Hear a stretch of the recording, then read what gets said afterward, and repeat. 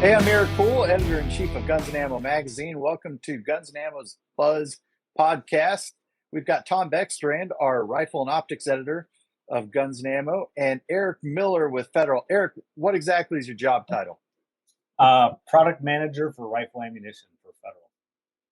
Awesome. Well, that's appropriate today because the conversation's about the new 7mm Backcountry.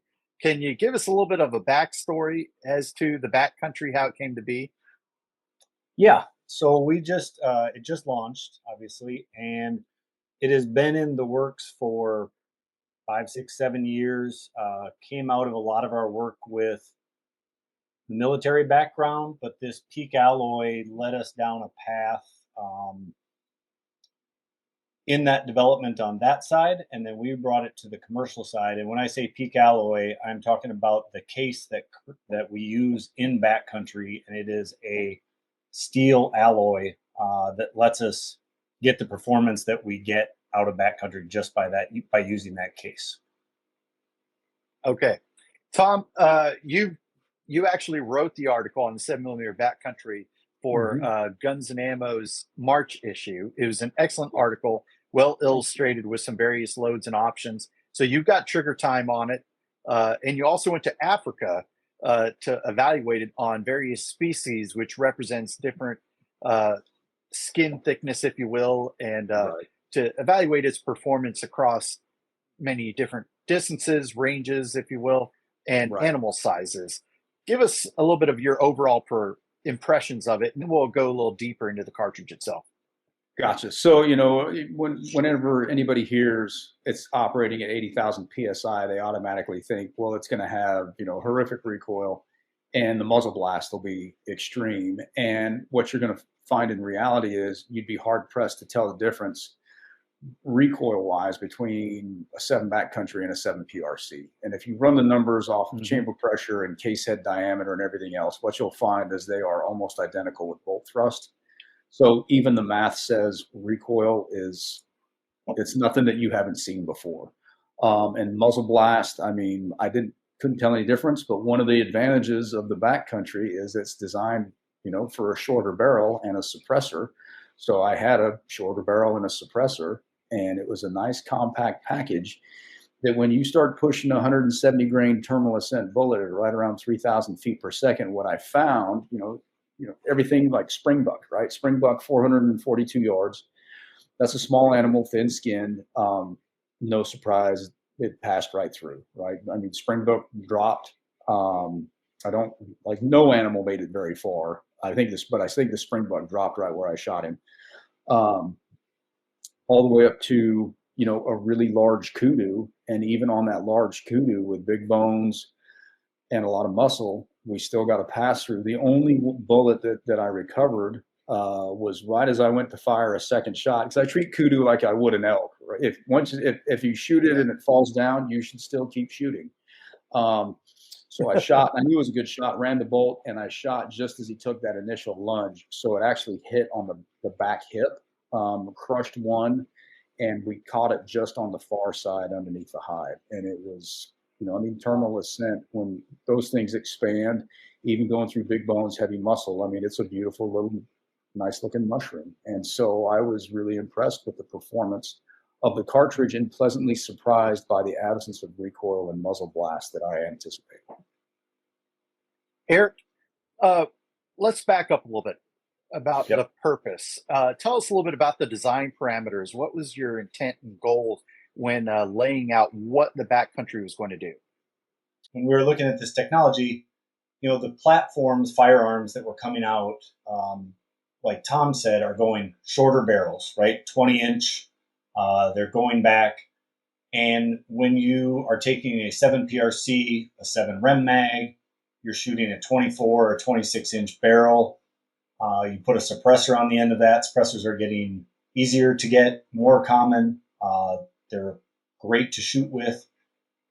If you take that 24 or 26-inch barrel length that you would find on what I would call a legacy cartridge, put a suppressor on the end, your gun now is fairly substantial, right? And the market was going towards shorter barrels, but when I start cutting that barrel length down on those cartridges, I lose all the performance and all the greatness out of that cartridge because I'm cutting the barrel length down. So when we were looking at Backcountry, we looked at it and said, how do we take this smaller package, 20-inch barrel, but get the same ballistics or better than we would out of a, say, a 7 PRC. So Tom mentioned it. It's 20-inch barrel length, 3,000 feet per second, and anywhere from 155 to 195 grain class bullets is our offering, but you are still pushing that 170 grain terminal ascent bullet 3,000 feet per second out of a 20-inch barrel.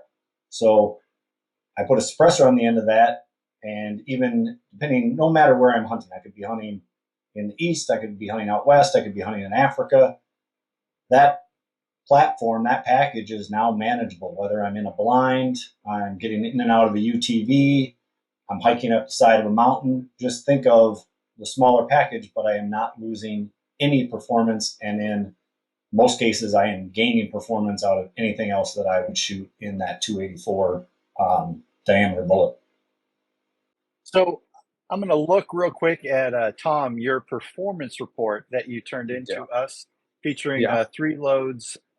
You've got Federal Premium 168 grain with a Barnes LRX bullet. It averaged 10 shots at 2,917 feet per second.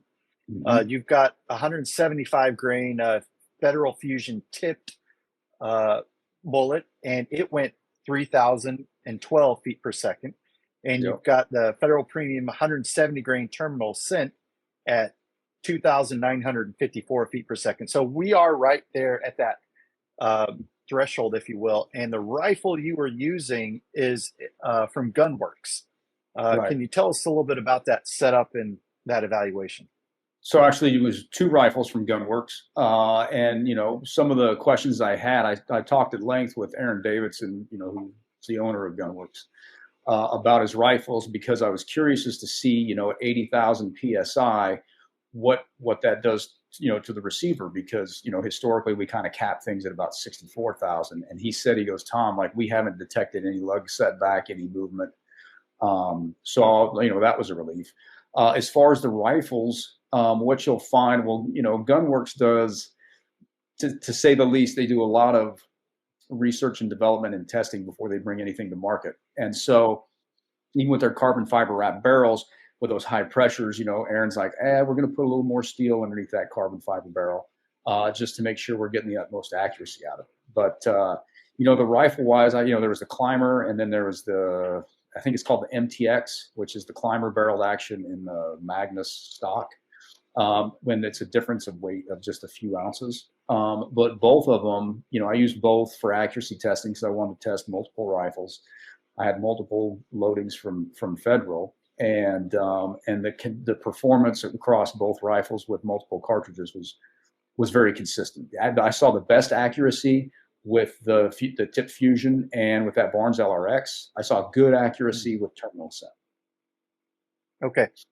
So a lot of readers are going to wonder, well, Gunworks makes some very expensive rifles for the average person, but there are other manufacturers out there. I've got a list of them I'm going to read real quick. Christensen Arms has got a rifle at launch. Seekins Precision. Tom, you're a big fan of those guys, of course. Other companies include Fierce Arms, Altair Arms, Savage Arms, Weatherby, Geisley Automatics, Proof Research, Horizon Firearms, Pure Precision. What rifles are you excited about, and have you worked with any other, Tom? Yeah, so Seekins, Glenn Seekins has done extensive testing with the 7mm Backcountry, and is a big believer that the future of rifle cartridges, you're going to see more high pressure rounds coming down the pipe. So that kind of prompted, he's like, hey, look, we're looking to refresh our actions anyway, and he'll have a completely new line of rifles at SHOT Show. Proof, they're like, hey, long actions with a standard bolt face. We had to do some additional purchasing. That's not an item that we stock, but they're excited about it. Geisley Automatics, I know that they've been working on this one for a while. Also, haven't got my hands on one of those yet, but I've actually helped teamed them up with Manners to get that stock on that rifle, which I think is a great fit. And then, I know the folks at Horizon, a custom action chambered in 7 backcountry is going to do well. I mean, everybody's, tested them enough to know. I think in my article, I mentioned most manufacturers, like if you put it under the magnifying glass, a new receiver, you fire 80,000 PSI through it, you're going to have 2 to 3 10,000ths of an inch of lug setback, which, okay, we put it under the microscope. I'd be willing to bet with any Magnum bolt face at 64,000 PSI, you'll see something very similar because, again, the math checks out. Bolt thrust on the backcountry is the same as bolt thrust on any of your Magnum cartridges. And so, it's really, it's 80,000 PSI and there's some pretty significant performance gains, but from a rifle manufacturer perspective, if you're already making long action Magnums that chambered the Sammy Max of 64,000 PSI, which is just about everybody and their mother, it's really nothing your rifle hasn't seen before, which is comforting, right? Like if I'm a civilian, the first time I am a civilian, but I'm just like regular guy hanging out in the gun shop and I hear, hey, that cartridge is loaded to 80,000 PSI. I immediately think, well, what's that going to do to my rifle? Not much. I mean, we've been shooting Magnums, the same thing for a long time. So part of the secret sauce to all this, again, Eric, is that peak alloy case technology. And that is really the heart of all of this that makes it possible, that contains that pressure. Now, we've also seen in the military has been evaluating another approach to this case technology, but this is actually pretty revolutionary on the commercial side that you guys are really coming at it commercially. What does it do different than other existing Magnum cartridges like the 7mm PRC, the 300 Win Mag, the 7mm Rim Mag? What would make someone buy this cartridge, the 7mm Backcountry, versus one of those? So when you look at it, and Tom talked about it, but you take 7mm Backcountry, the rifle doesn't know the difference if it's shooting a brass or peak alloy, because that peak alloy is containing all of that pressure. So the rifle doesn't know the difference. And Tom's right, the bolt phase or bolt thrust is comparable. And we've mentioned it a couple of times, but we're talking about a standard long action. It is the same length as a 270 or a 30-06. It probably doesn't really have a parent cartridge, or we say it doesn't have a parent cartridge. But if you were to compare it, it'd be, look wise, it would be close to a 280 Ackley improved. When we designed this case, we didn't do anything out of the ordinary in the design process. It's got a 30-degree shoulder, has the same body taper as a 6.5 Creedmoor. It has about the same neck length as a 7 PRC, and we did that because we looked at the bullets that are out there, and we wanted to load a heavy for caliber bullet, and Berger Elite Hunter in 195 grain is kind of the biggest hunting bullet that we wanted to make sure that we could load and shoot. So when you look at this, you're looking at a standard long action. I'm going to get one more in the magazine than I would say with a short mag or a PRC or a Magnum. I'm going to be a little lighter because of my bolt, if weight is a concern overall. But that's really what we looked at, and the secret sauce is really in the case. The powder that we use is a powder that we use in other cartridges. That's not where the velocity is coming from. It's coming from that pressure, and that's all contained within the case. And the case technology is really the step forward. It's almost like going from black powder to smokeless powder. That's the kind of equivalent of what we think of where we've gotten to with this new technology. All right, a reader question here. Eric, if I could jump in. Made of? Yeah. Yes. Hey, Eric, one of the things that you mentioned the 7 Backcountry versus like the 7 Rem Mag or the 7 PRC, and even with a shorter barrel, a barrel that's 4 inches shorter, it's still going to be faster. So that's also a consideration. The chronograph doesn't lie, and everybody loves velocity. It's ballistic coefficient and velocity that gets you downrange effects.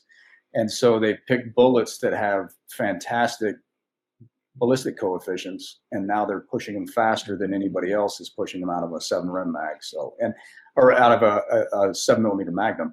And then they're doing it with a barrel that's 4 to 6 inches shorter. I mean, that's a pretty significant performance change with this cartridge that I think needs to be highlighted.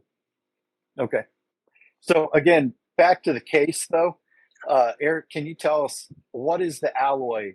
Like when I think of a steel case, how is this different than say what we know of like Russian steel cases, which tend to be associated with poor quality. Now this of course looks like a nickel case. It's not. Tell us a little bit about what goes into this technology, and then I got a follow up for you from another reader. Sure. So the steel, you're right. It's not like a lacquered steel case that you think of. It is a high performance steel alloy, essentially same steel alloy that's basically used in nuclear reactor walls, safes. We obviously have changed the technology. We've changed the hardness of it to get it to operate in a firearm. But it is not even in the same realm of what you were talking about. And when we are making this case, we make it a little differently. But once it's formed, annealed, and it is plated, it's a different plating process, and it will look, we call it is nickel plated. It's just a very different process than, say, we would nickel plate brass. But it is a form of nickel plating. It loads just the same as we would load any legacy cartridge today. Okay. Does it act any differently inside of that chamber versus brass? Does it swell the seal up for gas or anything like that? Is it more difficult to extract? Nope. It definitely not difficult to extract. We made sure that, and that has a lot to do with the hardness. But essentially, again, brass is fairly, it's not a great term, but elastic, right? There's some movement to brass. With peak alloy, it does not. It kind of grips the chamber wall, and that's what lets it contain contain all of that pressure within that case. So it really is not, it's all within the case, and it's essentially not moving. And how does it act when the chamber gets hot or dirty? And is temperature even different? Nope, we don't see a difference. We don't see it act any different. As it heats up than it would normally. It doesn't change anything with the dimensions of the chamber and or the case itself. Okay. My next reader question, of course, this is going to be a big one with everybody, but is it reloadable? And if it is reloadable, tell us how it reloads. Will there be components available? And then we can follow up from there, of course. Yep. It is reloadable. As we launched it, it is reloadable. We are still working on how we are positioning that, and we'll have that information out there as we get farther through the launch process and maybe when this podcast comes out. But yes, it is reloadable. It reloads very similar to a brass case. I think there are some nuances that are a little bit different. You can't anneal it. And we have been working with reloading companies on dies, and they're working through that process. And we will have components. We are going to load all the orders that we have first. But we do have every intention and plan. The SKU's already created to put the case out there as a reloadable component. It uses a standard 210 primer. There will be equivalent powders that will be available, and like Tom said, it's high BC. Any 284 bullet that you or I would reload today, you can reload in Backcountry. So, in terms of reloading, is it going to be difficult to secure the primer in this due to the peak alloy material? And then you said the powders, similar powders, equivalent powders, are going to be available. Will those be specific to this cartridge, or are they going to be, powders that already exist on a reloader shelf right now? Yeah. The first primer question is it primes just like a regular brass case. We're not staking it here in Anoka or at Federal. We're not staking the primer. One of the differences that you'll see in a brass case as you reload it and it gets to essentially the end of its reloadability, you'll back the primer out, when you get high pressure. You don't see that in the peak alloy case. We are working through that, and we'll have to have some verbiage around what you need to look for as the case gets to that point where it can't be reloaded anymore, or if you're exceeding pressure. But we'll work through all that and have that on our website. And on the powder side, it is there will be equivalent powders that will be available. They're I don't want to say they're not special, but they're powders that we use every day in a lot of other cartridges. And again, that is not where we're getting our performance gain. It's the case, but it's essentially powders that you or I will be able to get for it that we would load in another cartridge. You can load in Backcountry. Okay. So I know Silencer Central was kind of involved in the suppression of rifles that were used in the development of the cartridge. Is this going to be any less flexible working with other suppressor designs out there on the market? It isn't. Nope. So the pressure at the chamber is 80,000. The muzzle exit pressure is about the same as a 7 PRC. So, we worked with Silencer Central. We worked with other suppressor companies to make sure that as long as that muzzle exit pressure, that was the real tell for a lot of people. And that was comparable. So it would be what you can shoot today for a 7 mag or 7 PRC. You can shoot in 7 Backcountry. That doesn't affect the suppressor in any way. Okay. Hey, Tom, did you notice any unique differences in shooting it suppressed, unsuppressed? Any observations there? And did you perform your evaluation, the performance testing results that I read from your report? Was that done suppressed or unsuppressed? Yeah, I mean, as I age, I like to always shoot with a suppressor anymore just because it's a comfort thing. And I also think if you're accuracy testing, it's a lot easier to focus without having a small explosion a couple of feet away from your head, which is what muzzle blast is. So, I mean, I frequently put a suppressor on rifles, any rifle that I'm accuracy testing. Except in the summertime because then Mirage gets too bad and then the cans don't cool fast. But I specifically, yes, the 7 Backcountry, I shot with a suppressor.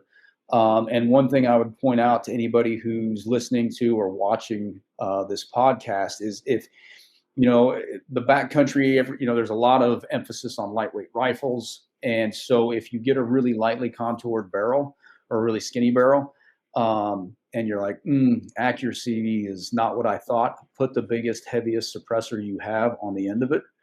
And a lot of times you can watch those groups tighten up just from putting weight at the end of the muzzle. And so, it's going to be rifle dependent and barrel dependent. But if you do get a really light barrel, be ready. If you're nervous about what you're seeing accuracy wise, put a heavy suppressor on the end, and there's a very good chance that your groups will tighten up. But in response to your question, I did all of my accuracy testing with a suppressor. Okay. And Eric, maybe this is a little bit too early to tell, but where will people be able to find reloading data for the 7mm Backcountry? It'll be on our website. It's as of right now today. It is. We have a verbiage out there that just says it's reloadable, but we're working through that. But you can go directly to federalpremium.com and there'll be the reloading data will be available. Okay. I have one more reader question again for you, Eric, but the 7mm Backcountry, I imagine this case is not exclusive to this particular cartridge. Will you use peak technology, or peak alloy technology? Will you use it for other existing cartridges? Will there be other Backcountry cartridges to follow? I imagine this is not going to be the only time we see. Nope, this is just the start. I can't get into the details, but yes, there will be progressions of Backcountry in other cartridges that will be coming down the pipe. This is just what we started with. We picked 284 7mm. a lot of it because of the bullets that are out there. But yeah, there's natural progressions that we're going to go to with other calibers. Do you see that we will be able to reverse engineer some of these existing cartridges, say like a 223 Remington, for example? Would we be able to, push more velocity out of existing cartridges, or does this almost require a complete ground up design of a new cartridge to employ? There's some technology, and obviously there's some SAMI requirements that we look at, but as we have been in development, those are all steps that we are either currently working on today or on our roadmap for going forward. But those would be, again, I'm going to say natural progressions of the peak alloy case. Got it. Tom, tell us a little bit about the broader impact, the lasting impact of this technology, not just the 7mm backcountry, but as a whole, peak alloy technology, and where you could see it going as a rifle shooter yourself. Well, I mean, high pressure cartridges, if you talk to rifle manufacturers, they're all banking on like, hey, this is where ammunition's heading for the next few years. And what it gives the shooter is increased velocity from shorter barrels. So, the rifle market was already moving towards shorter barrels and suppressors anyway. So now it's like cartridges have the chance to catch up. You're no longer, people are always leery like, hey, do I want to cut my barrel to 18 or 20 inches and lose that velocity? Well, now you have the option of not losing the velocity. So I see it being pretty big I see it really in the hunting community, going and shooting a match. Like, are you going to burn through 200 rounds of 7 backcountry at a match? I don't think I would. That's just a lot more cartridge than you're going to need to knock some paint off some steel. But I do think you'll see it a lot in hunting. I think it has the potential of dominating the hunting world. And the military, yes. This came, I think, from military roots, and it's all geared around defeating armor. And, do I expect that to change? No. Do I expect it to become more important? Probably. The military this is a multi-year effort. The military's been looking at high pressure cartridges, to meet ammunition or armor penetration requirements. And so, yeah, I think it's going to become a lot more prevalent in the military and also a lot more prevalent in the hunting community. Well, there you have it, folks. 7mm backcountry. Big takeaways are 20-inch barrels, suppressed, unsuppressed, 3,000 feet per second, 170 grain class bullets out of it. Thank you, Eric, for joining us and introducing it. Look forward to hearing from you guys again and getting a follow-up report later. That was a conversation on Guns and Ammo's Buzz.